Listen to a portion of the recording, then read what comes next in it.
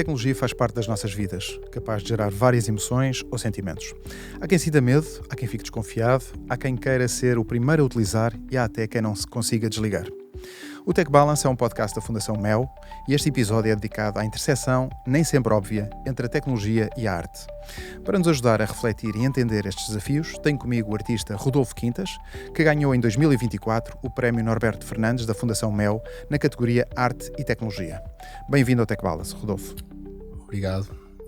Antes de falarmos da interseção entre a tecnologia e a arte, e para entender também as tuas obras, gostava que começasses por ti.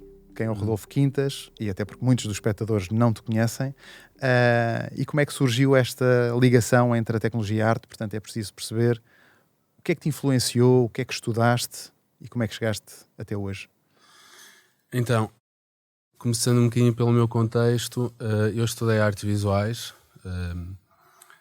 Em criança fazia pintura, desenhava, fiz assim um percurso normal, a nível de secundário, fui para artes visuais e a certa altura fui numa viagem a Paris ver as obras que me influenciavam, o Picasso, tudo aquilo que eu estava a estudar, e deparo-me com uma primeira instalação de videoarte, tinha 17 anos, e apercebi-me do impacto do que é que um novo meio, um novo conceito, a diferença entre estar a estudar história da arte e estar a estudar a arte e estar a sentir a arte no presente. E era uma obra feminista, era uma obra sobre o empoderamento da mulher, era uma obra com um formato novo, e quando voltei para a Escola de Arte, estudava na Soares Reis, todo aquele processo influenciou muito e comecei à procura de tentar sentir no dia-a-dia aquela experiência que eu tinha sentido, que já não era uma experiência intelectual, do estudo, do entendimento, mas era uma experiência do sentido e da capacidade que uma obra tem de nos questionar e de nos agitar por dentro.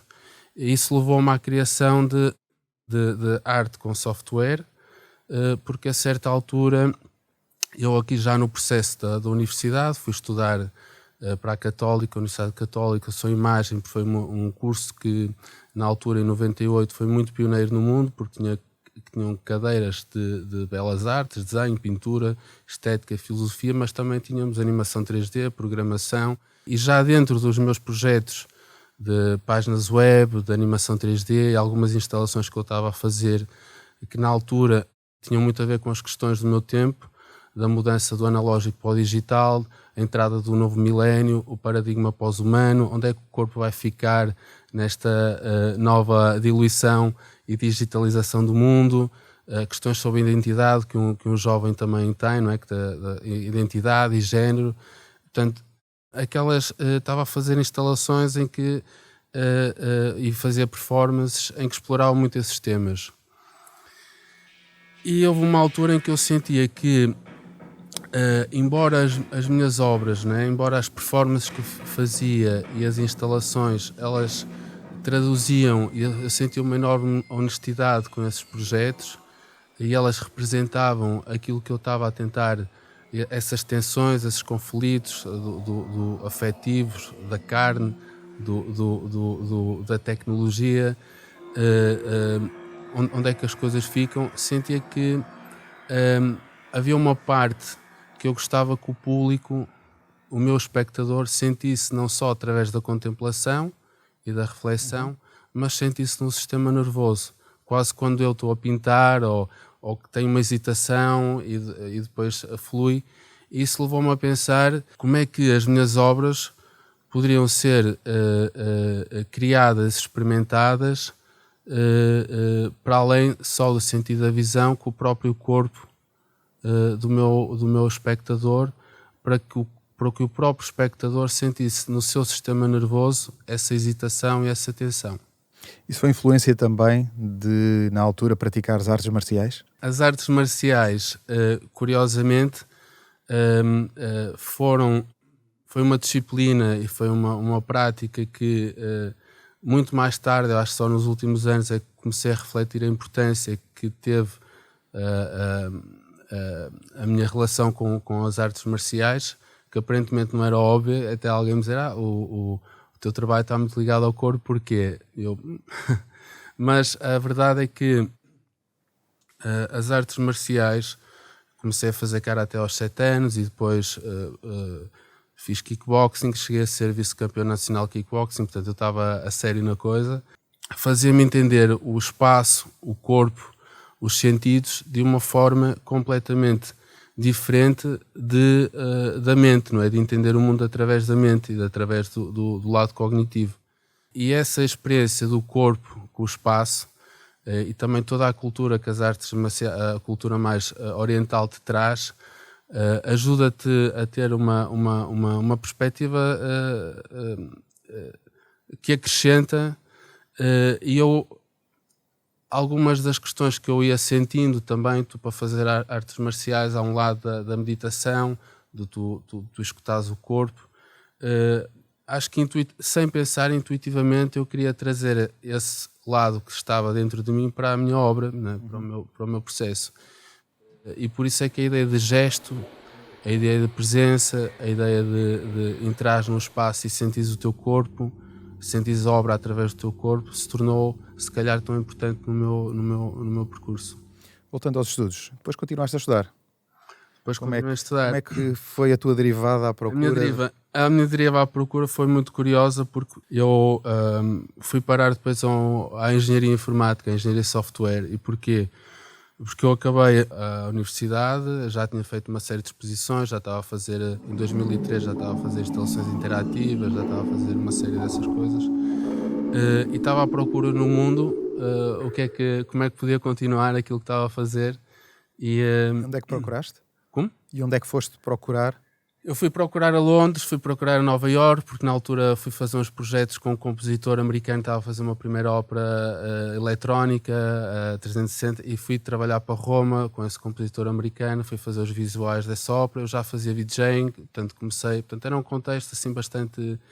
Portanto eu queria perceber melhor aquela diferença entre...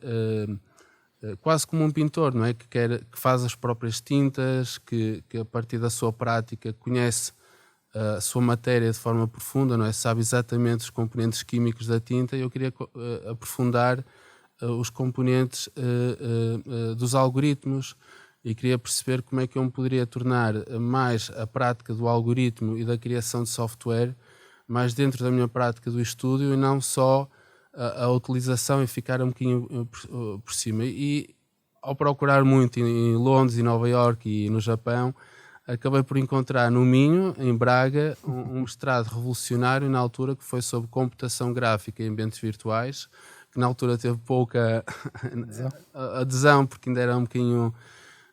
e eram só cadeiras sobre computação gráfica, algoritmia, realidade virtual, realidade aumentada. Portanto, tudo aquilo que nós estamos hoje aqui a viver... Estava no Minho. Estava no Minho em 2003, 2004. E eles aceitaram-nos, na altura um colega meu, Tiago Dionísio, aceitaram-nos naquele mestrado. E eu lembro-me que estava em Nova Iorque, na Barnes & Noble, uma biblioteca, uma livraria. E na altura, todo o dinheiro que eu tinha, comprei em livros de computação gráfica, em algoritmos e... Portanto, e fui estudar para o Minho, portanto fui fazer engenharia. Muito bem.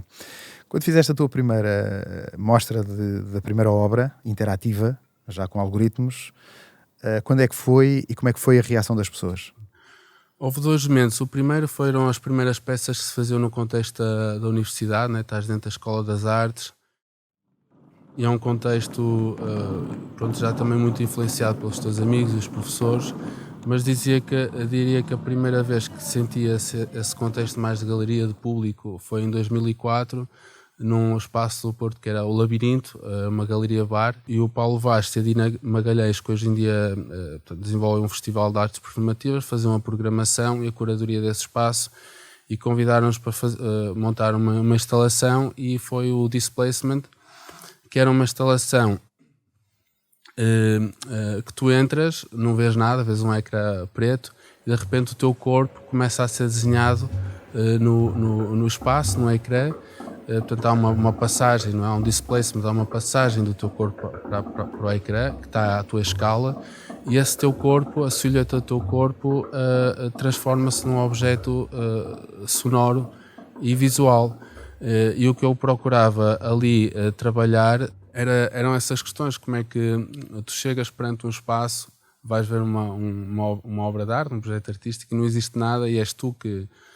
e é a tua hesitação, a forma como o que vais entender faz parte da obra, não é? A forma como tu te expressas e a imagem que deixas lá, o que constróis, portanto, todas essas questões que a nível também criativo eu estava a tentar compreender um bocadinho o que é que seria a transformação histórica da época da tecnologia de reprodução para a tecnologia de criação, que agora temos com o AI, não é? Ou seja, como é que a tecnologia faz um percurso da reprodução, não é? Vamos reproduzir o áudio, a música, a imagem, não é? Com a televisão, com o rádio, com todas essas tecnologias de reprodução, para uma tecnologia de criação. Em que o utilizador ou o espectador é o criador. É o criador. E tu crias o algoritmo e o input é o utilizador ou o espectador que está a ver. Nós estamos hoje em dia estamos muito mais próximos desta questão, que é como é que a tua própria história pessoal, não é? A tua narrativa interior, as tuas emoções, a forma como tu entendes o mundo pode colaborar, não é? Pode-se expressar artisticamente, pode-se expressar num objeto, num espaço. Eu acho que isso é extremamente belo, porque imagina que tu consegues transmitir aos outros a tua identidade, a tua forma de sentir, de uma forma que vai para lá daquilo que são as nossas convenções sociais e culturais. E tu tens tido nessas experiências, na verdade, que cada utilizador tem, pessoas com mais dificuldade de inclusão, por exemplo, cegos, que se expressam e que tu sentiste isso de forma diferente, não é? Ou seja, Sim. Como é que um cego passa a sentir as tuas obras? Sim. Pronto, curiosamente, eu acho que uma das coisas que me atrai mais na arte e está na criação artística, esta mobilidade, como é que as coisas acontecem, não é? Porque nós não estamos à procura de um gap no mercado, não é? Nós estamos num processo, deixamos ir no processo e estamos sensíveis ao que acontece no presente. E houve uma exposição que eu tive em 2015, aqui em Lisboa, que foi, acho que, das primeiras exposições que reuni várias obras interativas e digitais, e havia uma obra que se chama Presence, em que tu colocas uns headphones, entras num espaço e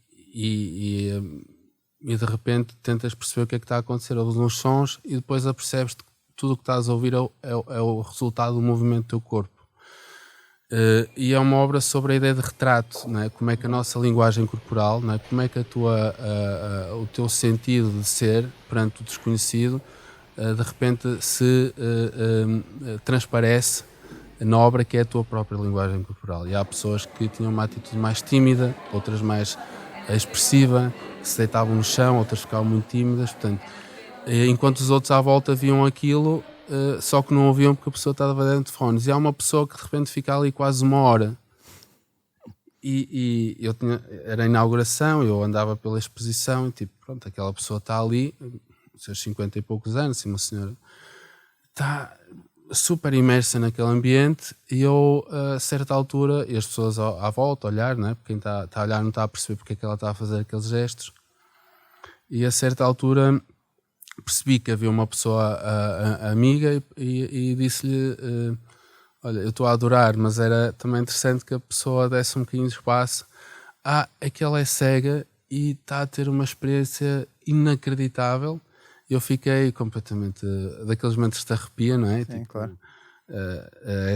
Há alguma coisa na realidade que te ultrapassa, não é? É o fascínio, não é? da arte. E falei era a São Romão, falei com ela e perguntei-lhe, olha, tu tens mais amigos invisuais, cegos, que disse agora cegos ou invisuais, porque na verdade nunca sei como é que... E alguns amigos cegos não, diz cegos, outros dizem, diz invisuais. É curioso esta... E eu perguntei-lhe então se ela podia trazer ao meu estúdio mais 2 amigos, e ela trouxe-me o Luís Oliveira e a Joana Gomes. Um é neuropsicólogo e neste momento diretor da ADEB, que é uma associação de doentes bipolares e depressivos de Lisboa, e outra é bailarina. Portanto, porque eu queria perceber se aquilo tinha sido uma reação só daquela pessoa ou se era transversal.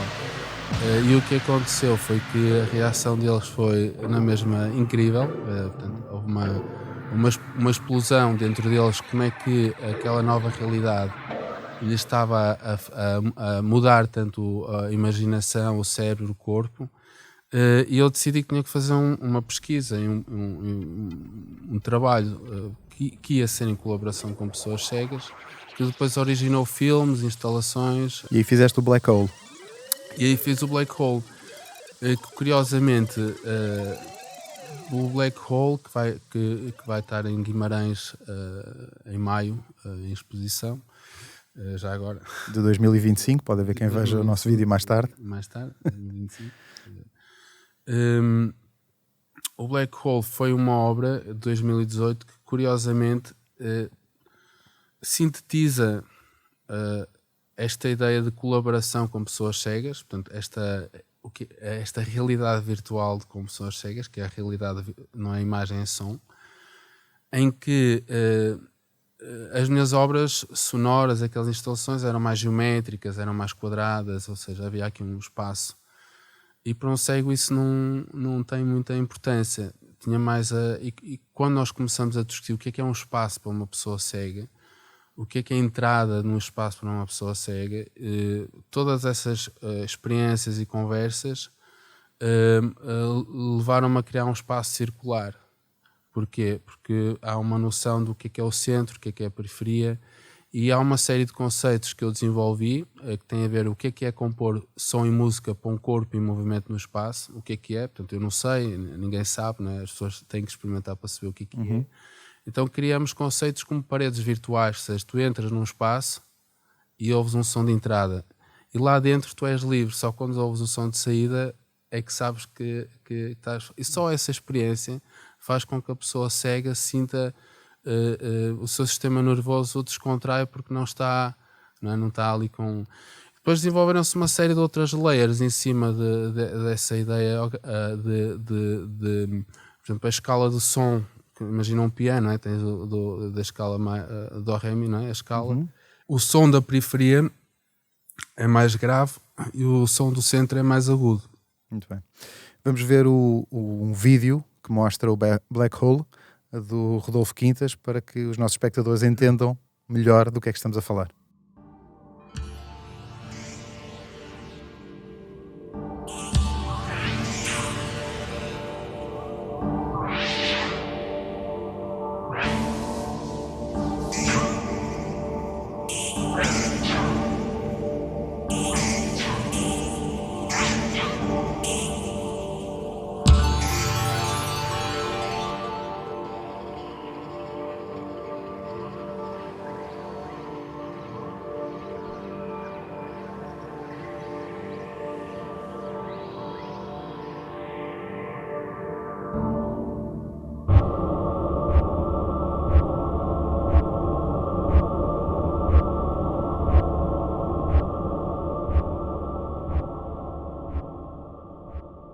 Agora que já vimos o vídeo, já certamente percebem melhor as obras do Rodolfo. Rodolfo, isto levou-te a trabalhar depois com neurocientistas e exploraste também aqui o caminho de ajudar em terapias. Exato. Como é que está a ser este caminho? Na verdade está a ser, não é? Está a ser. Há aqui duas questões importantes, que a primeira foi, ao longo destes anos, eu assistia a centenas de pessoas nas minhas instalações, eu ficava, às vezes, a tentar, falava com as pessoas para entender a reação, porque sem falar com as pessoas tu não sabes, não é? O que é que aconteceu dentro delas, não é? Via o corpo. E as reações eram muito sobre a expansão do corpo e a concentração, e eu queria entender porquê. Queria entender melhor porquê, desde o imaginário que se expandia, pessoas que me disseram que a partir dali, pessoas cegas neste caso, que tiveram vontade de ir nadar, portanto, houve uma reação emocional. E uma reação também cognitiva Então havia aqui este potencial de transformação e mudança, e eu acreditava que através da prática criativa do corpo, que já acontece sempre com a dança, não é? E hoje em dia está cada vez mais estudado como é que a plasticidade do cérebro, como é que a dopamina se altera de forma positiva através do movimento criativo do corpo. E eu achava que isso estava a acontecer com as minhas obras, não é? Com a experiência das minhas obras, acrescentando o lado imaginativo que elas trazem. E a certa altura fiz workshops com pessoas cegas e eu tenho aqui tanto material, isto a nível terapêutico também podia ter algum efeito, não é? Ter algum resultado. E neste percurso comecei-me a interessar também pelas neurociências, porque já me tinha interessado pelo outro tipo de ciências, biologia molecular e celular, e de repente apercebo-me que os neurocientistas, como é o caso na Fundação Champalimaud, uma das ideias de uma prática ou de um campo de criação que vamos ouvir cada vez mais falar, que é o Digital Therapeutics, que é a ideia que as doenças crónicas que nós temos não se alteram através de fármacos, e está estudado que 80% a 90% do dinheiro se gasta nas últimas semanas de vida. Portanto, há aqui um problema com a saúde. E o que os neurocientistas estão a tentar alterar é que, através da mudança de comportamento, basicamente que é aquilo que nós já sabemos bem, que é dormir bem, comer bem, ter hábitos de movimento, nós conseguimos alterar as doenças crónicas, mas é muito difícil o ser humano fazer essa mudança de atitude. E eles acreditam que, criando instalações digitais e criando espaços terapêuticos, que podem estar nos hospitais, nas clínicas, que podem também estar em casa através de uma app, e que tu consigas fazer uma prática criativa, mas depois também tem um impacto, tem um terapêutico, tem um seguimento médico. Tu podes estimular não só a nível cerebral questões como a dopamina, mas também corrigir movimento. Portanto, há aqui uma série de...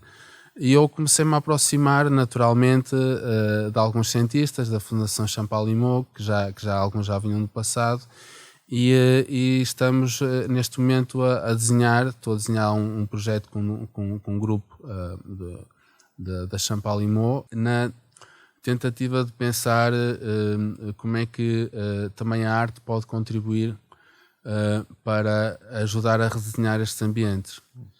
Isto vem da experiência do que eu tive anteriormente com o ato sensível. Portanto, eu comecei a trabalhar com alguns cientistas da Fundação Champalimaud num projeto de arte digital com pessoas séniores, em que eu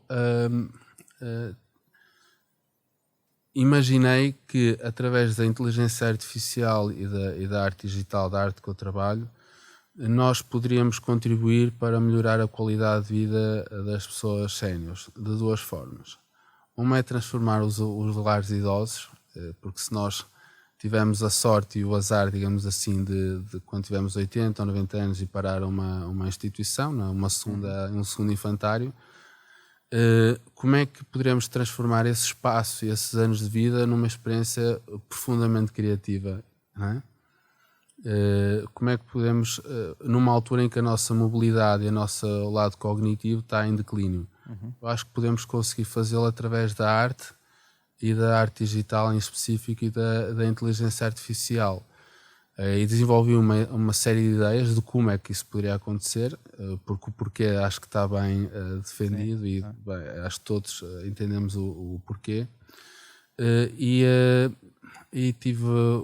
Fiz dois tipos de experiências. Uma era como potenciar a energia no corpo.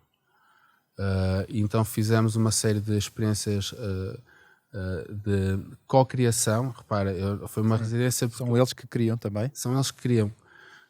Portanto, isto aconteceu numa residência, ou seja, nós fomos para dentro da casa do artista fazer workshops de desenho, de música, de dança, para chegar ao digital. E começamos a introduzir o digital e a falar com as pessoas o que é que seria, o que é que elas imaginavam, o que é que poderia ser o estar ali. e começamos a fazer pequenas experiências, não é? Demonstrações e, por exemplo, desenvolvemos uma aplicação que era pintar através da cara, para as pessoas gesticularem mais a cara. Mas também fizemos uma aplicação com pessoas que tinham mais tendência para a música, não é? Que eram grandes artistas, não é? Da nossa... músicos, então, mas que portanto, já não tinham muita vontade de tocar porque o piano já não é adaptado. Então nós criamos interfaces gestuais onde tu aumentas e diminuis o ritmo de música techno com ligeiros movimentos da mão. E a verdade é que sem a pessoa entender, com 90 anos, portanto estou a falar de uma pessoa com 90 anos, sem entender como é que a tecnologia funcionava, entrou ali e durante 30 minutos, passado 30 minutos, o corpo já estava a vibrar, as pessoas já estavam a levantar, já estávamos a dançar, isto em 30 minutos, porque há uma questão muito importante no corpo, que é, tu tens que sentir emoção para teres vontade de mover o corpo. Fernando, estás a gostar? Está a ver? Podes abrir e fechar as mãos mais rápido também. Se fizer, abrir para a música acelerar. Se quiseres mudar o ritmo de vez em quando. Mas está à vontade, está a ser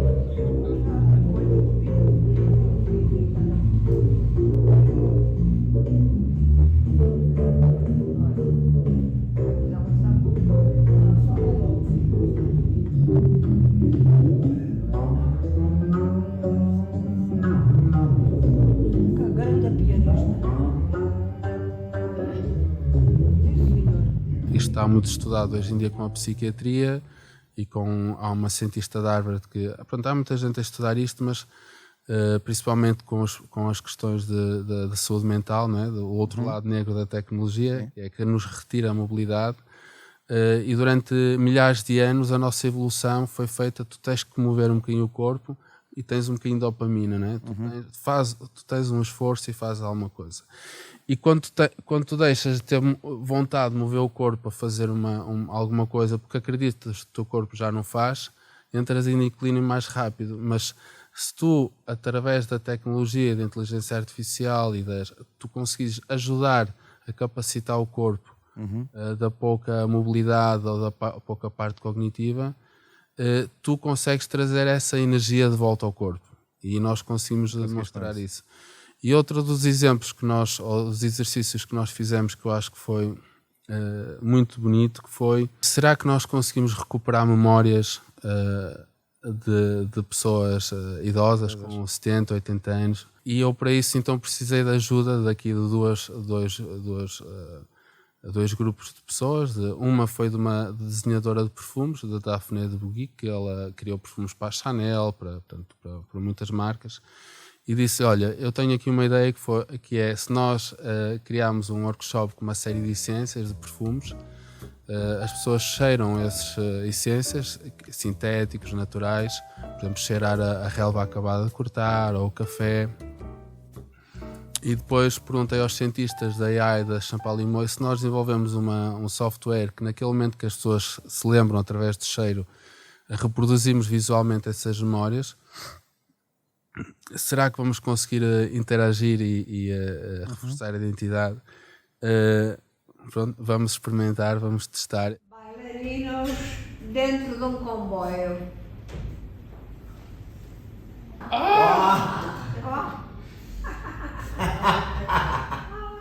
Fui ao teatro ver uma peça que me impressionou porque reconheci a Laura Alves.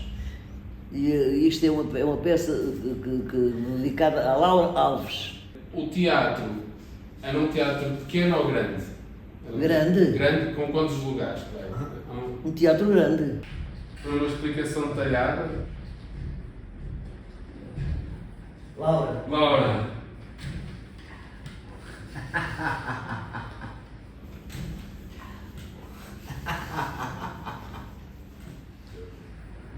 Vejo uma figura, mas não identifico. Como é que é a figura dela? Eu penso que haverá aqui pessoas que conheceram e trabalharam com a Laura Alves. Pois. A Laura Alves já faleceu há muito tempo, mas deixou sempre uma corrente de simpatia, era extraordinária. Eu trabalhei com ela também.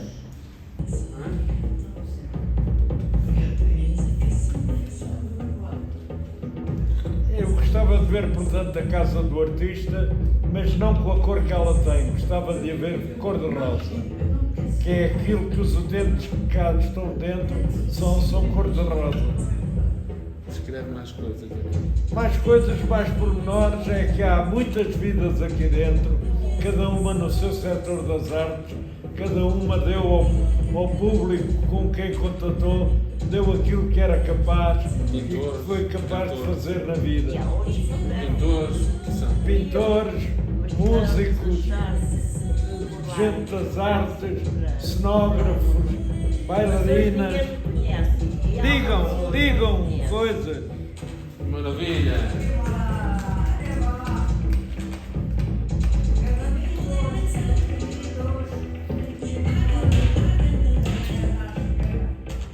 E o que aconteceu foi mágico, nós demos uma série fizemos esse teste, demos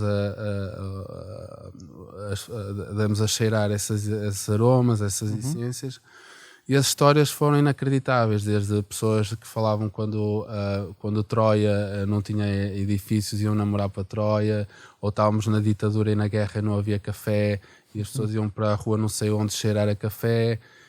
E aquelas histórias eram reproduzidas em imagens, as pessoas interagiam na imagem, diziam, não era bem assim, era mais assim, e todos os que estavam à volta, em grupo, de repente entendiam quem era aquela pessoa, quem tinha sido aquele passado, e, ou seja, como resultado houve um reforço da identidade, não é? Porque tu consegues transmitir aos outros o que é que fizeste na vida. Houve lá uma pessoa que esteve no início da RTP, com o Tobias, de repente ficamos todos a Conhecer a história dela, e houve aí essa aproximação com os cientistas. Eles também começaram a perceber melhor a importância que pode ter o artista no processo da criação de sentido da tecnologia. Muito bem. Vamos ver um vídeo também que mostra estas obras do Rodolfo na casa do artista. Poderá a interação incorporada ajudar a criar experiências digitais mais inclusivas? Poderá a inteligência artificial generativa ser um catalisador para representar e evocar memórias, sonhos e novos imaginários?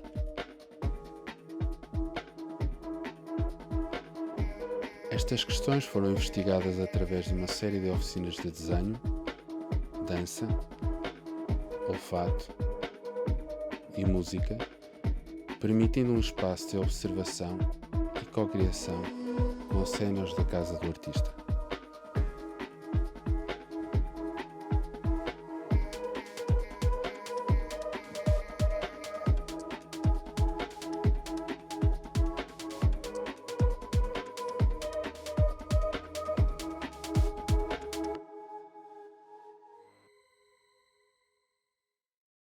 Espero que tenham gostado deste vídeo, que acho que é muito ilustrativo daquilo que é a obra do Rodolfo, sobretudo nesta área terapêutica e de apoio a idosos. Vamos falar de outra obra, Rodolfo, uma obra tua, que é o Absorption, que eu gosto muito, particularmente. É também uma obra muito interativa. Como é que surgiu a ideia de fazer e o que é que está por trás daquela tecnologia que tu usas ali? O Absorption surgiu de um convite de um cientista da Universidade de Harvard em Boston, em que eles têm por tradição convidar artistas para os seus laboratórios, em que, curiosamente, eu conheci-o estava numa exposição, estava a fazer um trabalho, e ele viu uma peça que eu tinha, mostrei-lhe um trabalho que eu tinha feito em 2005, um projeto de dança, o Swap, que fiz com o Tiago Dionísio e o João Costa, o coreógrafo João Costa, e era um trabalho sobre como é que o corpo interage com o invisível, com as partículas que estão aqui à nossa volta, e como é que a nossa energia do corpo tem influência no espaço à nossa volta, e como é que isso se traduz de volta para nós. Isso foi desenvolvido através da dança e visualizado através da arte visual em espetáculo de dança. E ele ficou fascinado com esta ideia dos artistas estarem a trabalhar com partículas e com câmaras que capturavam movimento e analisavam data, e convidou-me para ir para Harvard. E a ideia de ir para Harvard foi porque eles estavam a trabalhar num laboratório de biologia molecular e celular. Eles estão a tentar entender como é que a clatrine, que é uma molécula responsável por retirar as partículas do sangue, portanto temos uma célula, dentro da célula há uma molécula que retira do fluxo sanguíneo partículas para alimentar a célula, só que às vezes essa molécula retira vírus e, portanto, outras vezes retira comida, e eles estão a tentar entender como é que idealmente como é que nós podíamos produzir uma droga, digamos assim, para dizer à molécula que aquilo não comas aquilo, que aquilo não te vai fazer bem à célula. Então, para mim, esse processo de interação da divisão celular do início da origem da vida, não é? E eu que estou a criar instalações em que há um momento de interação também, não é? Da criação, não há nada, não é? É como se as minhas obras fossem uma célula que se vai dividir, que se vai multiplicar com a tua experiência. Aquilo fazia-me todo sentido, olhar para uma realidade que para mim era impossível sem estar com cientistas.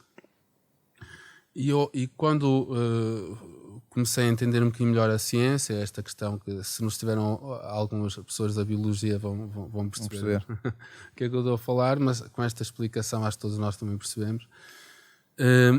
Eu desenvolvi uma escultura que tinha muito a ver com essa ideia do invisível, como é que essas forças invisíveis em que nós não dominamos, não é?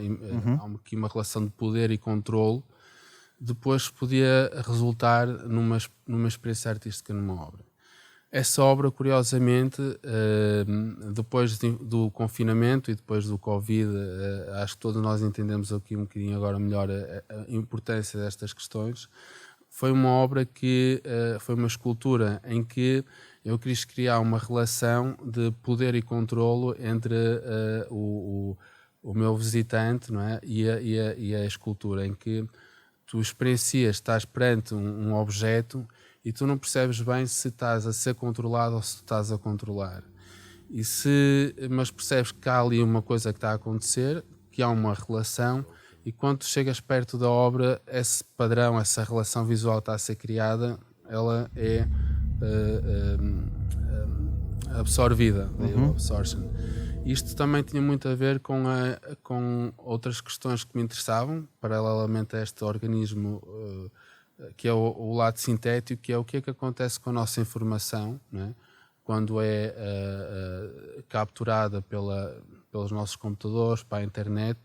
O que acontece com a nossa informação quando ela é absorvida, onde é que fica e qual é a relação de poder e controle que nós temos com isso, portanto.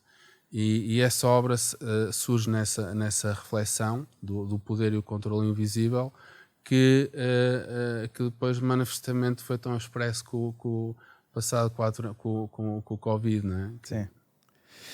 E isso leva-me a outra questão, ou seja, a outra obra que tu fizeste e que ganhaste o prémio Norberto Fernandes da Fundação MEL, foi inspirada nisso que tu estás a dizer, ou seja, nas informações que nós todos os dias recebemos na internet e que analisa o sentimento da informação.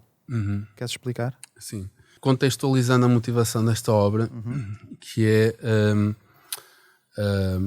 eu, não é? Acho que como todos nós, de uma forma mais aprofundada ou mais na superfície, nos sentimos agitados pela informação, pela forma como a informação chega até nós, a informação noticiosa, e de uma forma mais consciente ou menos consciente, como é que essa informação altera o nosso estado de espírito, não é? Altera a nossa visão do mundo. Porque supostamente as notícias servem para nos esclarecer sobre o mundo, mas eu reparei, através de... reparei, não foi num dia, foi no crescimento, né? Reparei que, para além deste esclarecimento sobre o mundo, há um lado que é o sentimento das notícias, não é? A forma como é que as notícias nos chegam, a velocidade com que nos chegam, que altera a nossa percepção do mundo. São parentes. Algo que tu sentiste também quando eras muito jovem? Sim.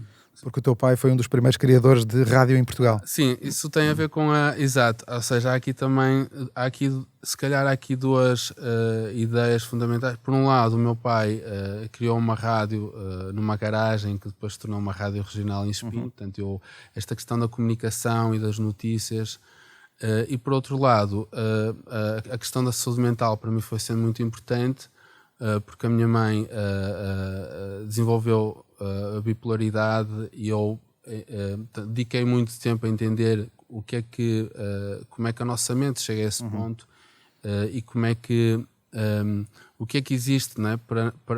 Quais são os fatores que nos fazem chegar a uma relação tão deprimida ou tão digamos, turpada, não é? Da realidade. São só fatores internos e químicos, ou são também fatores externos. Portanto, ou seja, é uma pesquisa que portanto, não, essa obra se calhar não surge de repente. Sim. E há uma altura em que eu lembro-me que ao almoço de família, aqueles almoços que temos domingo de família, quando alguém ligava à televisão, havia uma mudança, não é? No espaço, portanto, havia as notícias, não é? Que trazem uma energia negativa, a forma como as pessoas falam. Avançando no tempo, houve uma altura em que eu decidi que queria pegar nestas questões, porque com as redes sociais e com os telefones e com os dispositivos, a informação que nós temos sobre as notícias já não é uma informação, já não estamos desligados, não é? Então, qual é o impacto? Já não é só naquele momento que estamos a ver o telejornal como antigamente, não é? Em permanente. Então, qual é o impacto? E tudo o que eu faço, eu inspiro-me também na ciência, não só no meu lado pessoal, portanto, inspiro-me na ciência no sentido em que faço pesquisa académica, vou ler artigos científicos, e encontrei artigos e pesquisas dos anos 80 na era da televisão sobre os headlines, né? E eles fizeram uma pesquisa com cerca de 500 pessoas, grupos que viam notícias e grupos que não viam notícias. E a conclusão é que o grupo que não via notícias da televisão acreditava mais nos seus projetos pessoais, tinha uma visão mais otimista do futuro relativamente ao grupo. E agora a pergunta que eu me fiz foi, agora, escalando isto às notícias, à informação, à infodemia, como é que a nossa mente pode estar tranquila e como é que nós podemos ter uma visão otimista da vida se talvez temos um excesso de informação negativa, sentimento negativo. Então, com estas preocupações e com estas questões, surgiu esta pesquisa que dá origem a uma obra que é o Sentiment Data Painting, no qual criei uma pintura que está a ler notícias. Portanto, a pintura é uma pintura digital criada através da data, de informação. Portanto, a pintura é criada através de informação, este termo data painting. Nós vamos ver a obra enquanto falamos. Sim. A obra lê um conjunto de noticiários de todo o mundo, desde o New York Times, ao Al Jazeera, Japan Today. Portanto, eu selecionei um conjunto de fontes noticiosas. Lê as notícias quando elas são escritas, publicadas. Faz a análise de sentimento da notícia. Portanto, usa modelos de AI. Atualmente, os modelos de AI que analisam o sentimento de notícias, são aqueles modelos de análise de sentimento que basicamente o que é? Pegam numa frase e tentam fazer uma pontuação negativa, positiva ou neutra relativamente àquela frase ou àquele texto. O accuracy, não é? A predicabilidade é muito alta. E o teu algoritmo interpreta isso? O algoritmo interpreta isso e pinta uma mancha quente, com cores quentes, com cores frias ou com cores neutras. Portanto, faz uma tradução da análise de sentimento para a imagem. Portanto, a imagem, se pensarmos na história da imagem, o que é criar uma imagem culturalmente, aquela imagem é criada por uma pintura que lê notícias e que lê o sentimento das notícias. E o que é que esta obra transmite em termos de experiência para o público? Por um lado, ela é uma espécie de uma base de dados que demonstra a quantidade de notícias negativas versus positivas que ela leu desde que começou, naquele ano, e no caso da Altice, já quando a exposição estava a terminar, já eram 300 e tal mil notícias negativas para 70 mil positivas, não é? E por outro lado, outra questão menos óbvia, mas muito importante, ela confronta-nos com o viés do AI. Ou seja, nós quando estamos a ver experienciar estamos a ler a obra, mas também estamos a ler o mundo, não é? Porque aquelas notícias são em tempo real, são ao vivo. Nós podemos estar ali a testemunhar um incidente ou uma questão, não é? Estamos dentro de uma exposição que é supostamente um lugar de experiência, de repente estás a sentir o mundo. Mas, por exemplo, quando há uma notícia política, Trump venceu as eleições, por exemplo. Como é que interpretas isso? Não sou eu que interpreto, portanto, é a obra, portanto, é o algoritmo que interpreta e vai dar uma mancha positiva ou negativa, ou neutra. O que nos faz questionar, faz-te questionar a ti que estás a ver aquela obra, dizer, isto realmente é positivo ou então isto realmente é negativo. E faz-te confrontar com uma realidade muito importante, que é a inteligência artificial não é neutra. A inteligência artificial é o resultado do conjunto das bases de dados e já do viés que está dentro das bases de dados, não é? Portanto, é muito importante termos consciência a nível social e empresarial e político que não existe nada como neutralidade. Portanto, é importante que, principalmente nas questões que têm a ver com decisão social, política, emocional, tenhamos muito cuidado com o que é que queremos automatizar ou não. Daí as grandes questões relativamente ao viés das redes sociais. Correto. Como é que tu olhas para a inteligência artificial aplicada à arte e o que é que estás a fazer especificamente nesta área?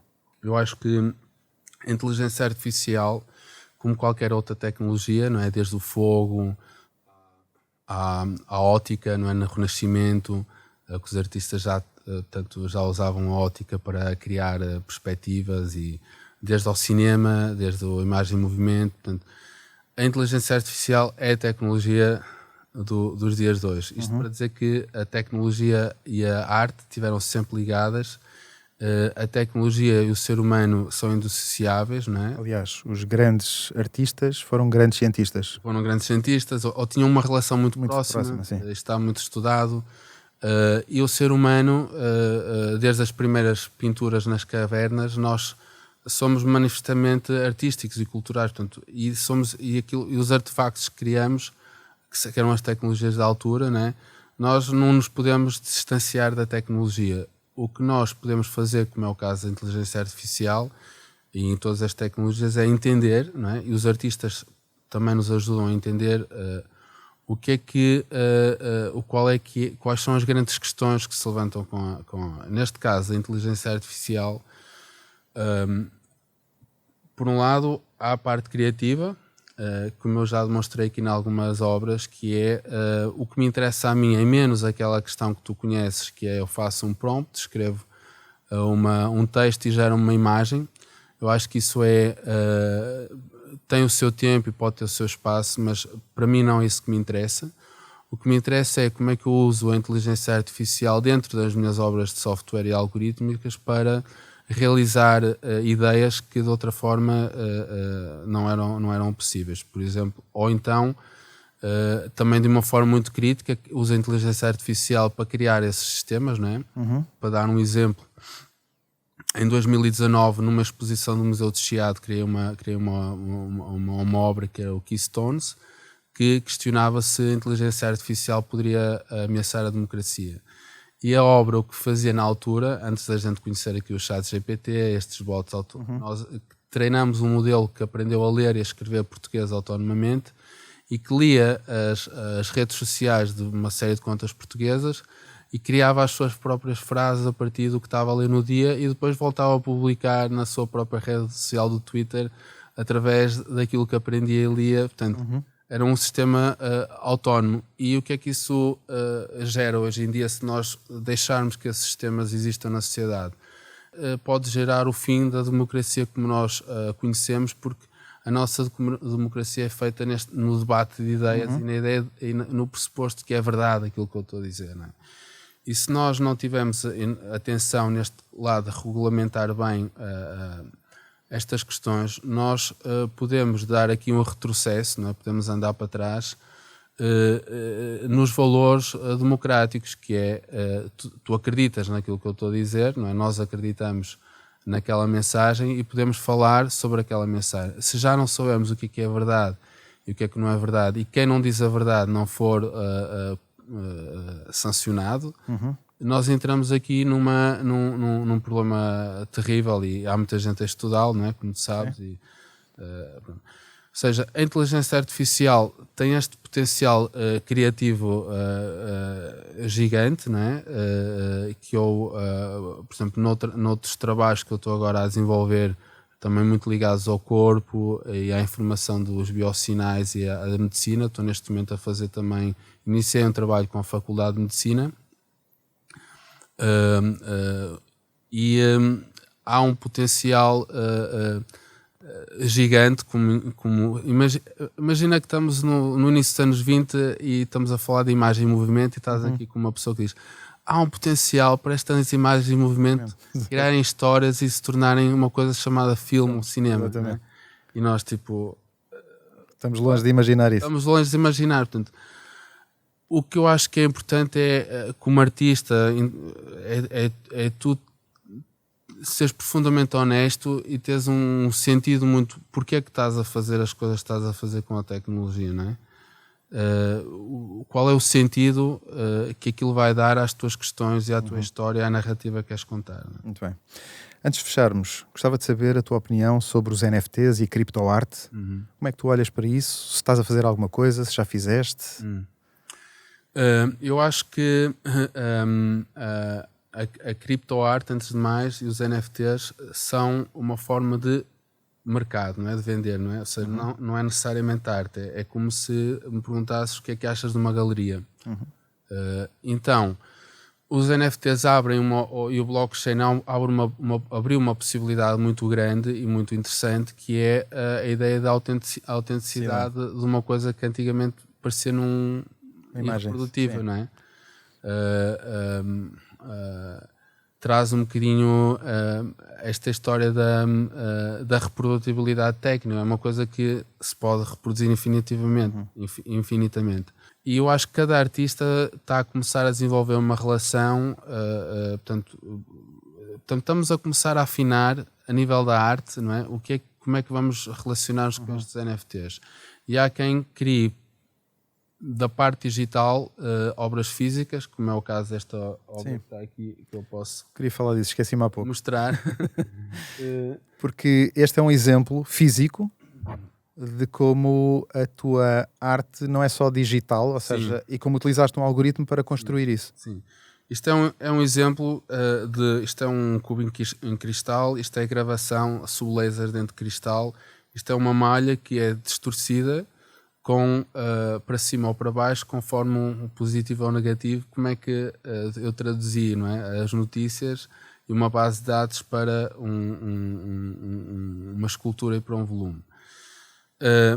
Por um lado, o meu trabalho digital, eu tenho desenvolvido a fisicalidade do digital como memória, não é? Como eventos singulares no tempo, através do físico. E como é que estas peças também podem ser a parte física de tokens, não é? de NFTs. Ou seja, a forma como nós estamos agora a interpretar o real e o digital, não é?